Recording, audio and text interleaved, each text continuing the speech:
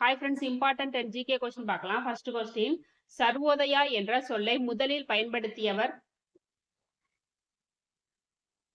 Answer D, Mahatma Gandhi. Next question, 2016ஆம் ஆண்டு பண மதிப்பிழப்பு நடவடிக்கைக்கு பிறகு ரிசர்வ் வங்கி பெற்ற 500 மற்றும் 1000 ரூபாய் நோட்டுகளின் சதவிகிதம்?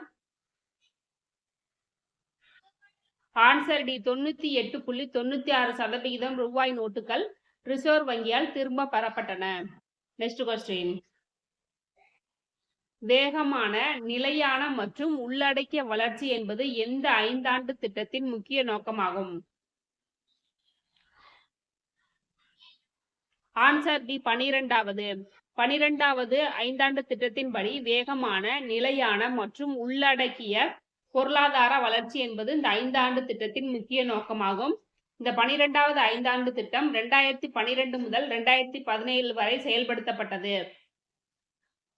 இந்த 5ஆண்டு திட்டத்தின்படி 9% வளர்ச்சி என்பது அதனுடைய முக்கிய நோக்கமாகும். நெக்ஸ்ட் கொஸ்டின், காந்திய திட்டத்தை வகுத்தவர்? Answer C, S N. Agarwal. Shriman Narayan Agarwal என்பது அவருடைய முழு பெயர் ஆகும்.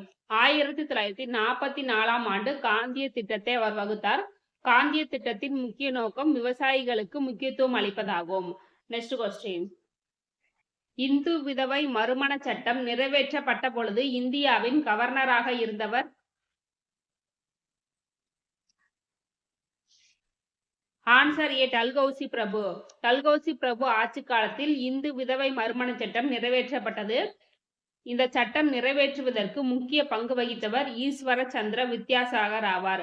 1856ஆம் ஆண்டு இந்து விதவை மறுமண சட்டம் இயற்றப்பட்டது. நெக்ஸ்ட் கொஸ்டின், எக்ஸ் கதிர்கள் என்பவை? ஆன்சர் சி, மின்காந்த அலைகள். மின்காந்த அலைகள் EM அலைகள் என்றும் அழைக்கப்படுகிறது. எலக்ட்ரானிக் மேக்னெட்டிக் ரேஸ் என்று அழைக்கப்படுகிறது.